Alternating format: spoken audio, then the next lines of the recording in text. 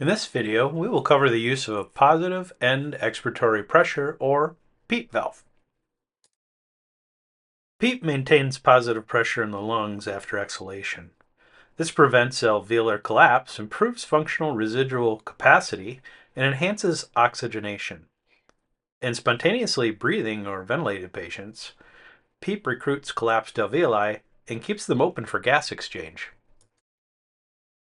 So that was the technical explanation. So let's put this in a more simple way to understand. Imagine alveoli are little rooms inside your lungs. But these aren't normal rooms. These rooms are weird. They're made out of a rubbery substance that composes the walls, like a balloon. So it flexes and relaxes. And to get into those rooms, you have to open a little door. And this little door is opened with your ventilation. As you force your ventilation in, the room stretches and then it contracts. And as it contracts, it leaves the room. That is, the ventilation leaves the room, or the pressure, and that negative pressure pulls that door shut as the ventilation leaves the little room. Sort of like if you've ever had a door in your house open and you also have a window open, and then the pressure outside of your house is less than the pressure inside your house, and so that pressure leaves out through the window, and that force leaving the window pulls your door shut towards the window, and you hear a slam. The purpose of the PEEP valve is to not let all of the pressure out of the patient's airway. This keeps that figurative door open a little bit.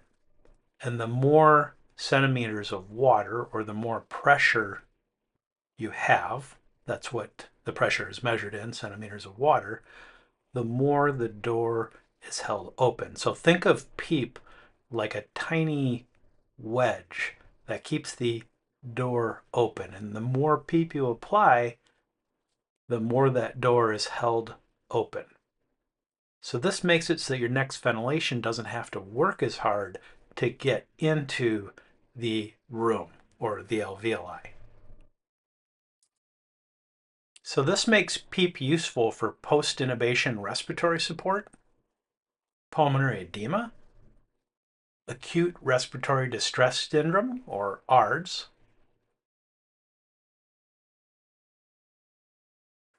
near drowning, pneumonia or sepsis-induced lung injury, or after return of spontaneous circulation, or ROSC, when your patient has been in cardiac arrest. PEEP causes increased interthoracic pressure. It compresses the vena cava and reduces venous return, which is lower preload in the heart. This means that there are certain patient conditions where PEEP is contraindicated. In hypotension or hypovolemia, there's already a low amount of blood in the heart potentially. PEEP increases interthoracic pressure, which basically is like putting a clamp on the vena cava, decreasing prefill, or the amount of blood in the ventricle, exacerbating the problem greatly. A pneumothorax already increases interthoracic pressure. Adding PEEP to that makes it even worse. When intracranial pressure is already present and PEEP is being used, it sets off a potential deadly chain of events. First, PEEP increases intrathoracic pressure markedly. This intrathoracic pressure raises the central venous pressure and that of the right atrium. This back pressure is then transmitted to the jugular veins. Then, jugular and dural sinus pressure rises. Next, cerebral venous drainage is impeded. Then, cerebral blood volume increases markedly. This raises intracranial pressure even more than it's already raised.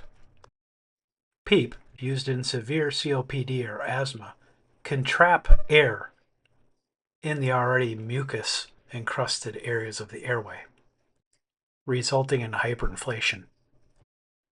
PEEP is contraindicated in cardiac arrest. If the patient is in cardiac arrest, then you need the rescue pod without the PEEP valve on.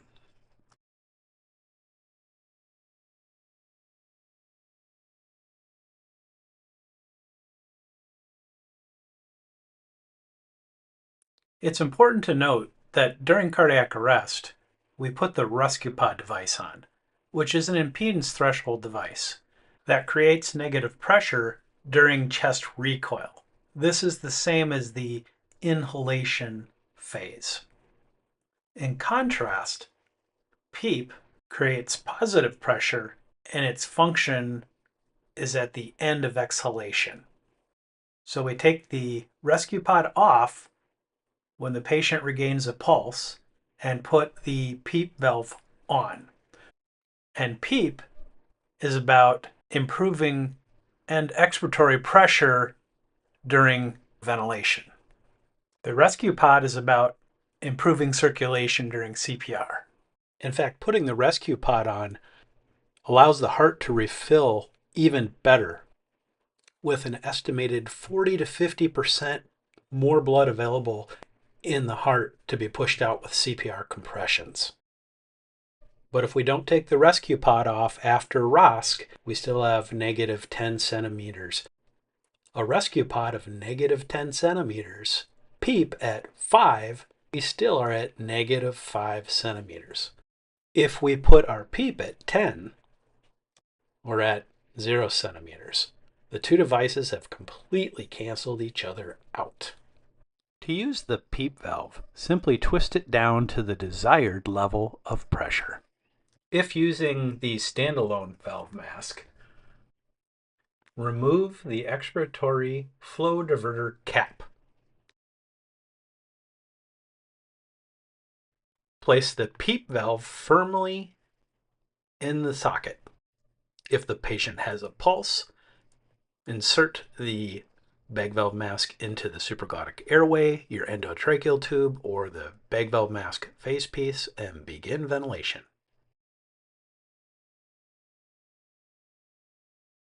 A good starting place for someone with a pulse is 5 centimeters of water. If oxygen saturations are less than 94%, increase the pressure to 10 centimeters of water. To summarize, once you determine your patient has a pulse or your patient has ROSC, remove the rescue pod from the circuit. If the PEEP is on the bag valve mask, set the dial accordingly. If not, place the standalone PEEP on your bag valve mask, attach it to your airway device or the bag valve mask face piece itself, and begin ventilation at the rate specified by the current American Heart Association guidelines.